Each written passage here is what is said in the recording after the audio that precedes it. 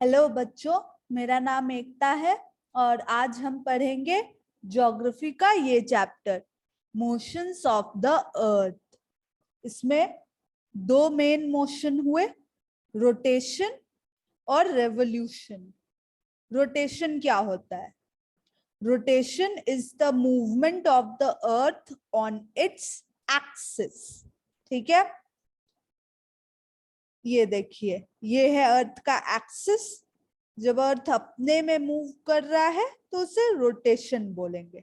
ठीक है, the movement of the earth around the sun in a fixed path और orbit is called revolution.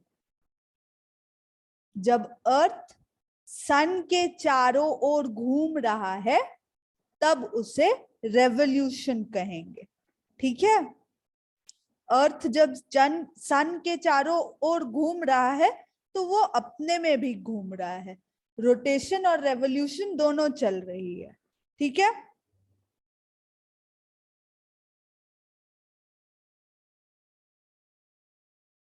the axis of the earth, which is an imaginary line, makes an angle of 66.5 degree with its orbital plane. ये देखिए, ये है orbital plane. ठीक है, the plane of the earth's orbit. ठीक है, और ये है आपका एक्सिस, और ये जो एक्सिस है ये 66.5 डिग्री का एंगल बना रहा है इस ऑर्बिटल प्लेन के साथ। The plane formed by the orbit is known as the orbital plane. The earth receives light from the सन।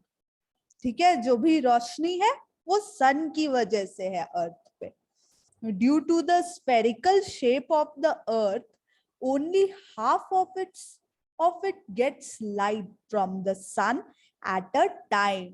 एक टाइम पे केवल आधे अर्थ को ही लाइट मिलता है, जो इस पिक्चर में दिख रहा है।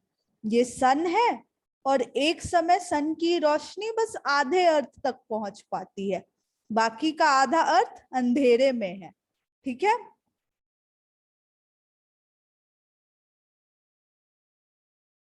the portion facing the sun experiences day, while the other half away from the sun experiences night.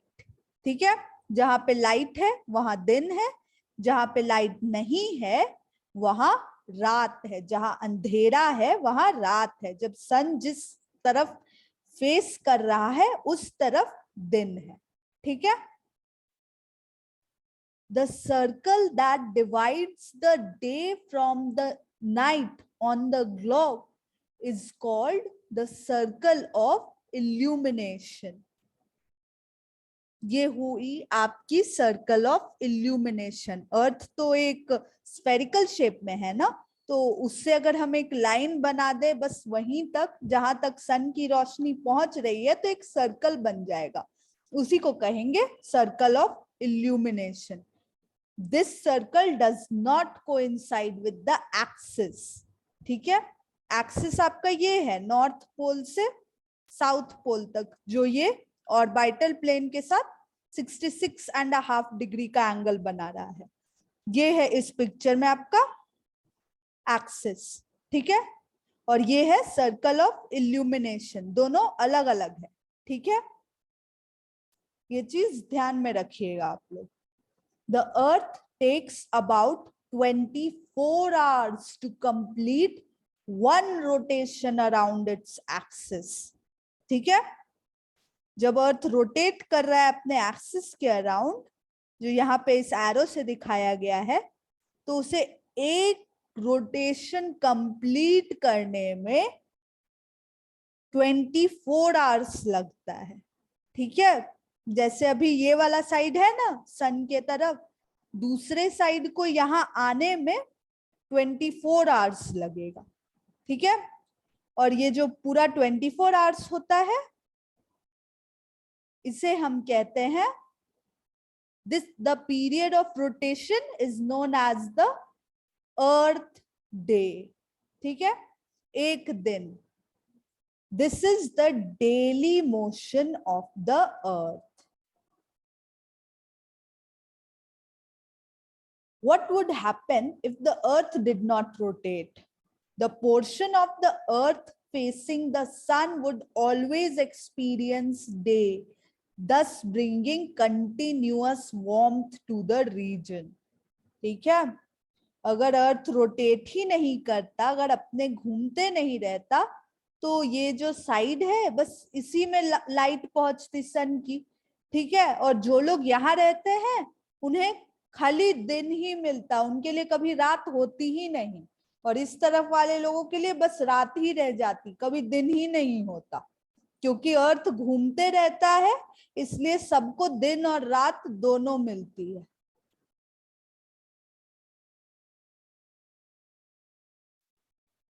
The portion of the earth facing the sun would always experience day, thus bringing continuous warmth to the region. The other half would remain in darkness and be freezing cold all the time.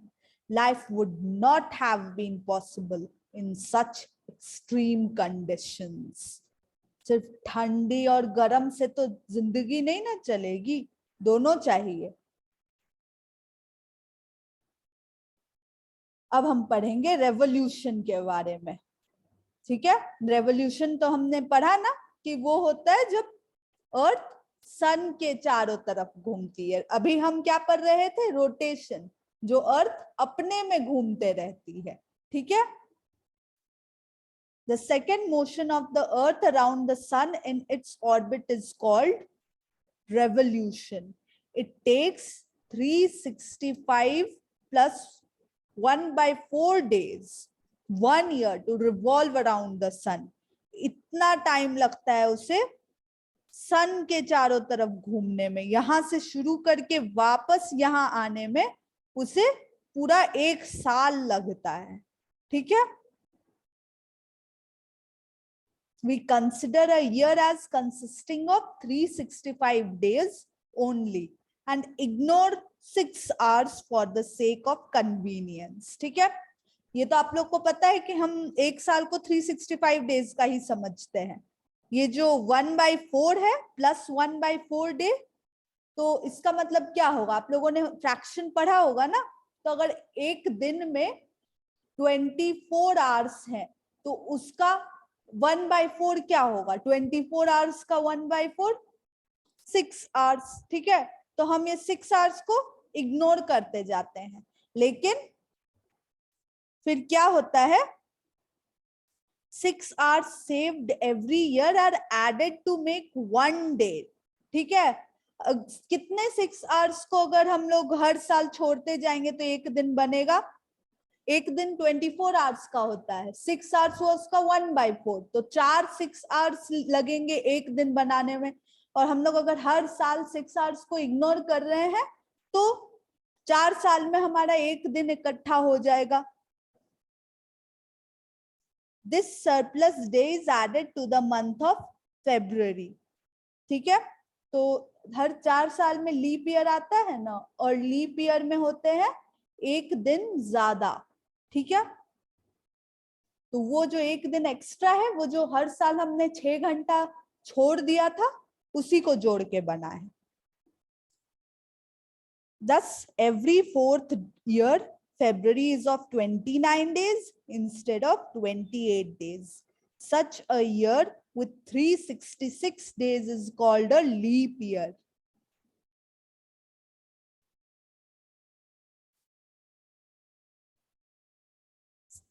अर्थ जो है वो सन के around एक elliptical orbit में चलती है। हमने अभी ऑर्बिटल प्लेन पढ़ा था, जो अर्थ अपने में रोटेट करती है, तो वो अपने ऑर्बिटल प्लेन के अराउंड रोटेट करती है। जब ये देखिए, ये सन है, सन के अराउंड जब रोटेट कर रही है तो ये हुआ elliptical orbit.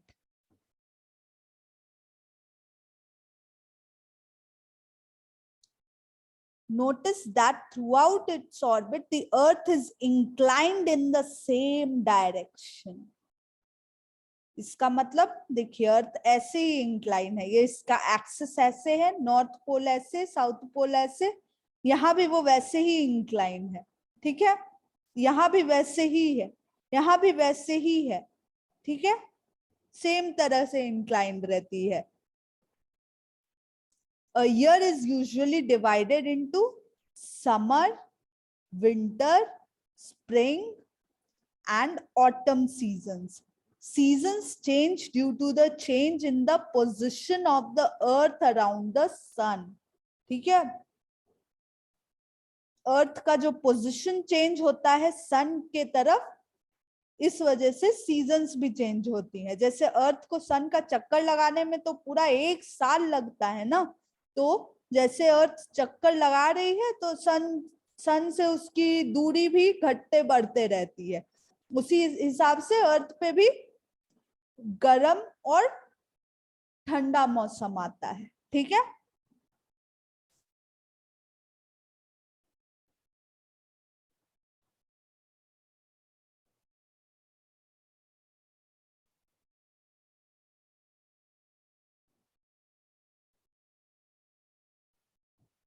On 21st June, the northern hemisphere is tilted towards the sun.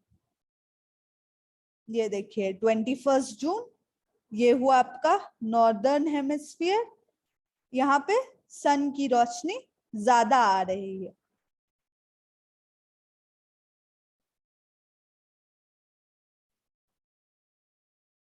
The rays of the sun fall directly on the Tropic of Cancer. As a result, these areas receive more heat. ये देखिए, ये है आपका tropic of cancer, ये है आपका equator, ये है आपका ट्रॉपिक ऑफ कैप्रिकॉर्न, ये है आपका नॉर्थ पोल, ये है साउथ पोल। अभी हम पढ़ रहे हैं 21 जून के बारे में, जब ट्रॉपिक ऑफ कैंसर पे सबसे ज्यादा सन की रोशनी पड़ रही है। 21 जून ट्रॉपिक ऑफ कैंसर पे सन की रोशनी ज्यादा पड़ रही है नॉर्दर्न हेमिस्फीयर में। The areas near the poles receive less heat as the rays of the sun are slanting.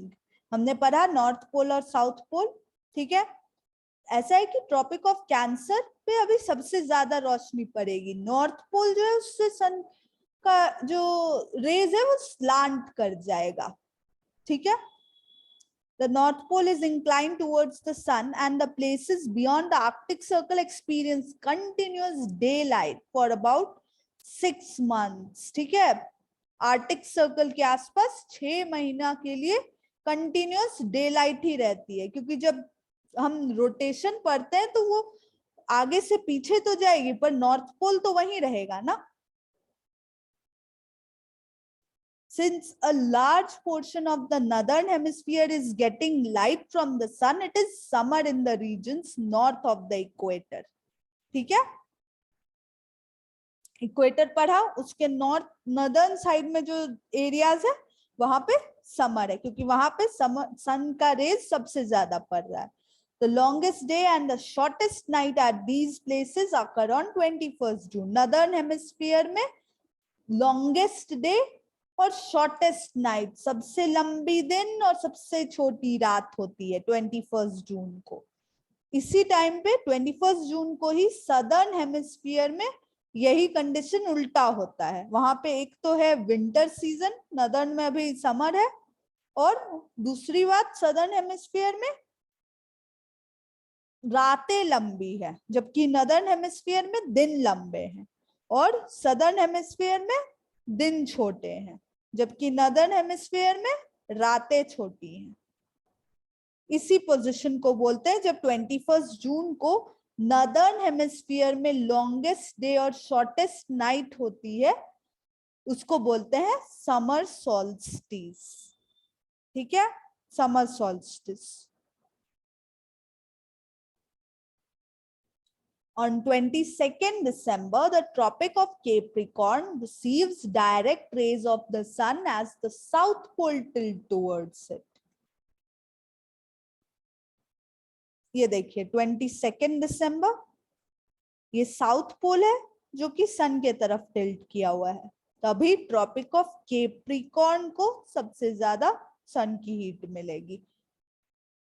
जो साउथ पोल है वहां से तो सनरेज स्लांट कर जाएगी।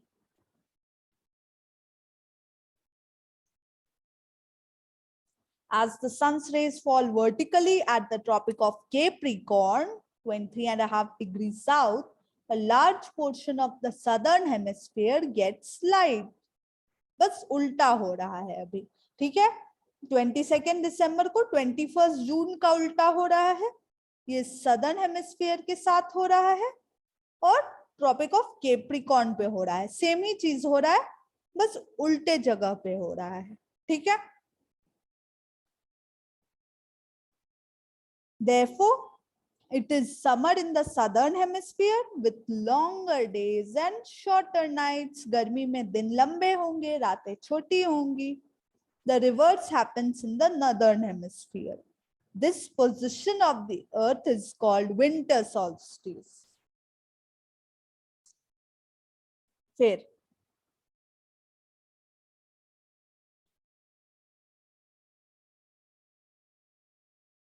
समझ गए ना उल्टा कैसे हो रहा है। नॉर्दर्न हेमिस्फीयर में अभी सन की लाइट नहीं पड़ रही होगी, वहां पे रातें लंबी होगी, दिन छोटे होंगे, ठीक है। 22 दिसंबर को जब सदर्न हेमिस्फीयर में सबसे लंबी दिन और छोटी रात हो रही है, तब नॉर्दर्न हेमिस्फीयर में छोटी दिन और लंबी रात हो रही है, ठीक है। On 21st March and September 23rd, direct rays of the sun fall on the equator. At this position, neither of the poles is tilted towards the sun. So the whole earth experiences equal days and equal nights. This is called an equinox. हमने पढ़ा था ना, equator क्या है, वो बीच वाला line है, ऊपर में ट्रॉपिक ऑफ कैंसर है, नीचे में ट्रॉपिक ऑफ कैप्रिकॉर्न है, जो बीच वाला लाइन है वो इक्वेटर है। तो जब इक्वेटर पे डायरेक्टली सन की रेज पड़ रही है, अभी यहाँ पे ट्रॉपिक ऑफ कैंसर पे पड़ रही थी, यहाँ पे ट्रॉपिक ऑफ कैप्रिकॉर्न पे पड़ रही थी, यहाँ पे अभी इक्वेटर पे पड़ रही है, ठीक है। तब फिर क्या होगा, डे और नाइट का जो लेंथ है वो बराबर होगा। ये सब कब होता है हमारा, ऑटम और स्प्रिंग सीजन में, ठीक है। डे और नाइट बराबर समय का रहता है, क्योंकि सन की रेज इक्वेटर पे अभी डायरेक्टली पड़ रही है।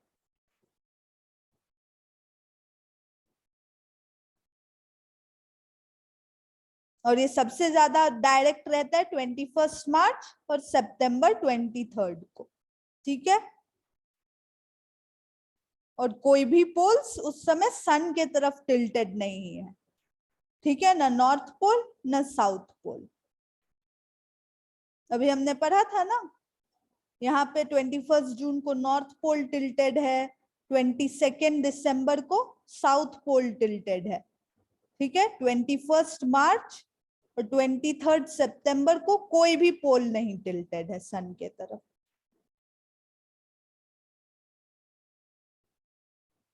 On 23rd September, it is autumn season in the northern hemisphere and spring season in the southern hemisphere. The opposite is the case on 21st March. तो 21st March को autumn season होगा southern hemisphere में और spring होगा northern hemisphere में, ठीक है। तो फिर क्या समझे कि डेज और नाइट्स और सीजन्स के चेंजेस रोटेशन और रेवोल्यूशन के कारण होती है।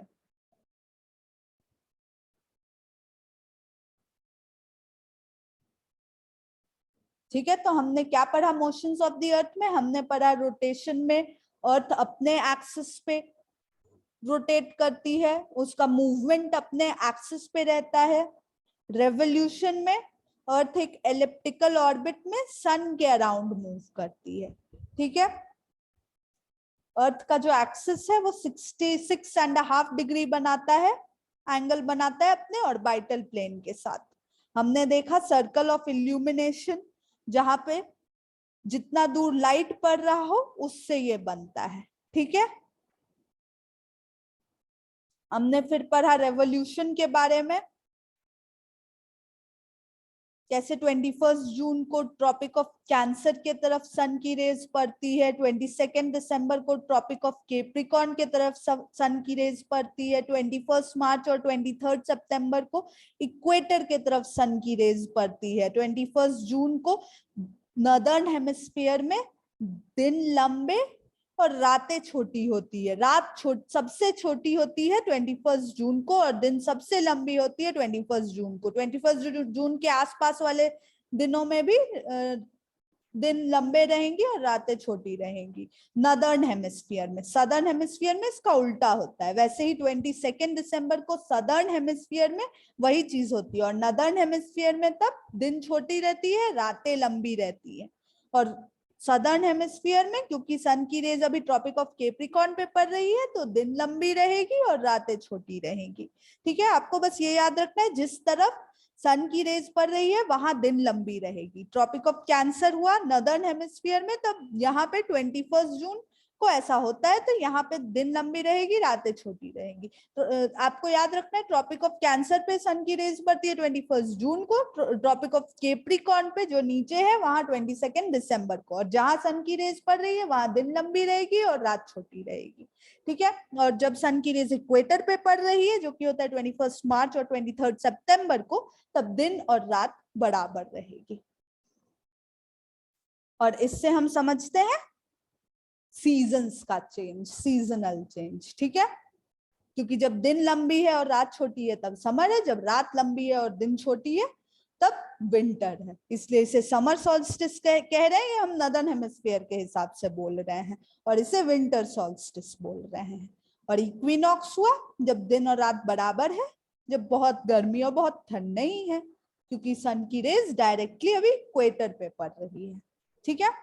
ये सब हम नॉर्दर्न हेमिस्फीयर के हिसाब से बोल रहे हैं।